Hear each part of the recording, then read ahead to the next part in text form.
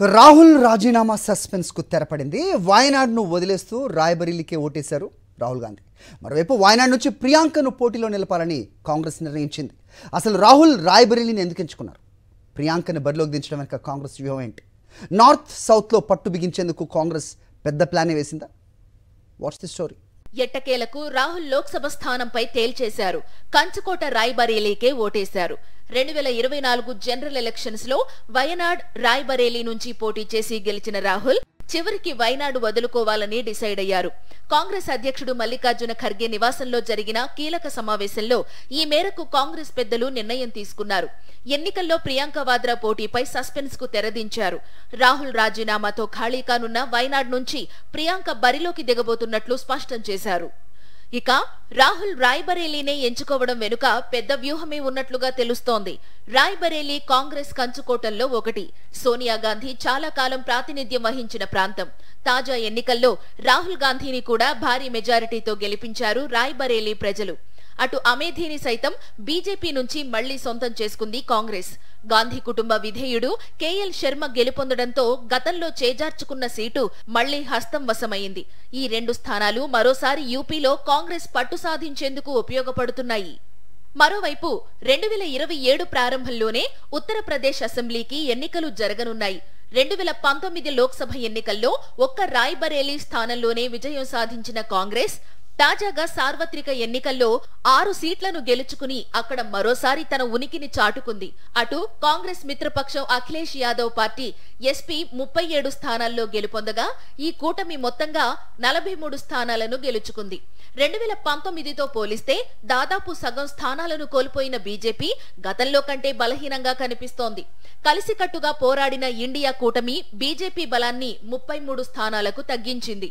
ప్రజా వ్యతిరేకతతో పాటు గతంలో కంటే బలహీనంగా కనిపిస్తున్న బీజేపీకి మరో అవకాశం ఇవ్వకూడదని కాంగ్రెస్, సమాజ్వాదీ పార్టీ పట్టుదలగా ఉన్నాయి. దీంతో ఇదే ఉత్సాహాన్ని, ఊపును రాబోయే అసెంబ్లీ ఎన్నికల వరకు కంటిన్యూ చేయాలంటే రాహుల్ గాంధీ రాయ్బరేలీ నుంచి కొనసాగడమే కరెక్ట్ అని కాంగ్రెస్ పార్టీ ఈ నిర్ణయం తీసుకున్నట్లుగా తెలుస్తోంది. అంతేకాకుండా 2029 సార్వత్రిక ఎన్నికలకు కూడా ఇప్పటి నుంచే కసరత్తు ప్రారంభించాలన్నది కాంగ్రెస్ పార్టీ వ్యూహంగా కనిపిస్తోంది. దీనికి దేశంలోనే అత్యధిక నియోజకవర్గాలున్న ఉత్తరప్రదేశ్ కీలకంగా మారనుంది. 80 లోక్సభ సీట్లు ఉన్న యూపీలో మెజారిటీ సీట్లు గెలిస్తే కేంద్రంలో అధికారం సాధించడం కూడా సాధ్యమవుతుందన్నది హస్తం పార్టీ ఆలోచన. 2027 అసెంబ్లీ ఎన్నికల్లో యోగి ఆదిత్యనాథ్ను బలమైన దెబ్బకొట్టి ఎస్పీతో కలిసి రాష్ట్రంలో అధికారంలోకి రావడమే కాకుండా 2029లో కేంద్రంలోనూ అధికారం చేపట్టాలనే పట్టుదలతో ముందుకెళుతోంది కాంగ్రెస్ పార్టీ.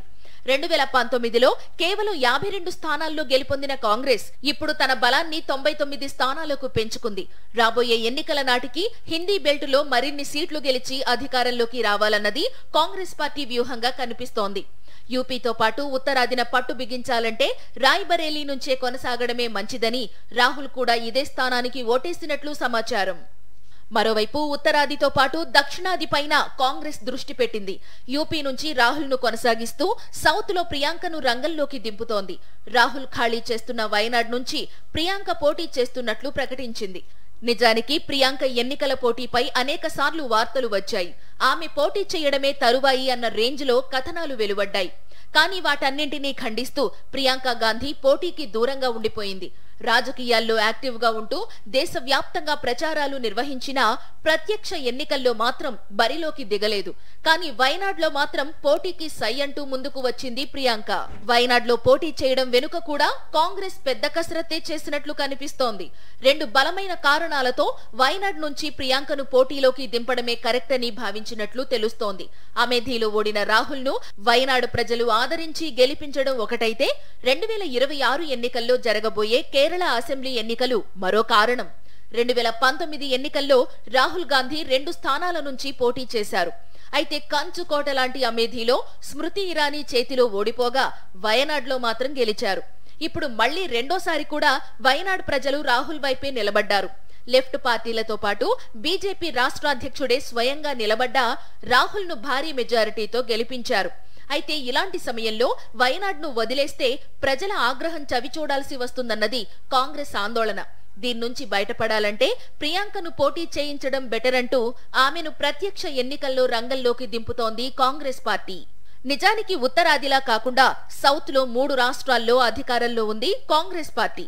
కర్ణాటక, తెలంగాణలో సొంతంగా అధికారంలో కొనసాగుతుండగా తమిళనాడులో తమ మిత్రపక్షం డిఎంకేతో కలిసి ప్రభుత్వంలో కొనసాగుతోంది.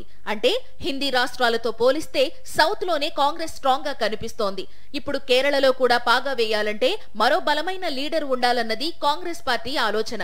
ప్రియాంక గాంధీ ద్వారా 2026 ఎన్నికల్లో కేరళలోనూ విజయం సాధించాలని భావిస్తోంది. మొత్తానికి అటు సౌత్ తో పాటు నార్త్ లోనూ పాగా వేసేందుకు వ్యూహాత్మకమైన ఎత్తుగడను అమలు చేస్తోంది కాంగ్రెస్ పార్టీ. ఒకవైపు రాహుల్ గాంధీ, మరోవైపు ప్రియాంక గాంధీతో ఉత్తరం, దక్షిణంలో గట్టి పట్టు సాధించవచ్చని భావిస్తోంది.